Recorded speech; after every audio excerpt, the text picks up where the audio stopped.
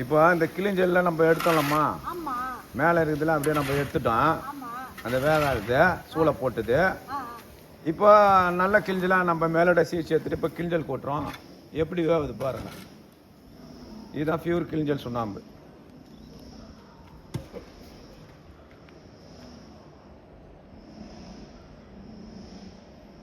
இது வந்து என்னென்ன பயன்பாடுனா, மேலே வந்து செங்கல் ஜல்லி சுண்ணாம்பு வெதரிங் கோர்ஸுக்கு போடுவாங்க.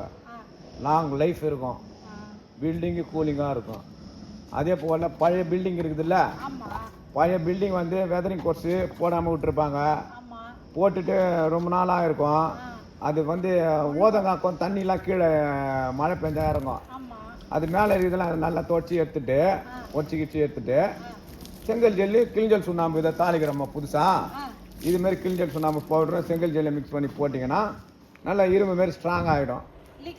லீக்கே ஆகாது. 150 வருஷம் 200 வருஷம் கேரண்டி. நான் 1000% லீக்கே ஆகாது. ஒரிஜினலு இதுதான் கிளிஞ்சல் சுண்ணாம்பு. வேறு எதுக்கு பயன்படுனா கடைக்காலுக்கு போடுவாங்க.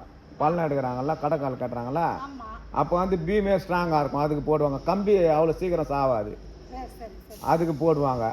அது ரெண்டுத்துக்கு பயன்படும். ரெண்டாவது ரோடு போடுவாங்க. ரோடு போடுறோங்கல்ல, இதுமாரி ரோடு போடுறதுலாம் நிறைய பயன்பாடு இருக்குது. இது கிளிஞ்சல் சுண்ணாம்பு. ரோடு நாங்கள் போடுறோமே, நிறைய கம்பெனி கொடுத்துருக்கோமே, எக்கச்சக்கமான கம்பெனிலாம் கொடுத்துருக்குறோம்மா. நாங்கள் ஒரு கம்பெனி பாக்கி கிடையாது.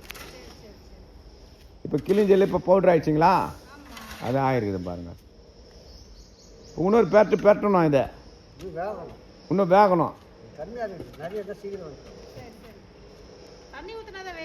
கண்டிப்பாக வேகும். தண்ணி ஊற்றினாதான் வேகும். ஆமாம்.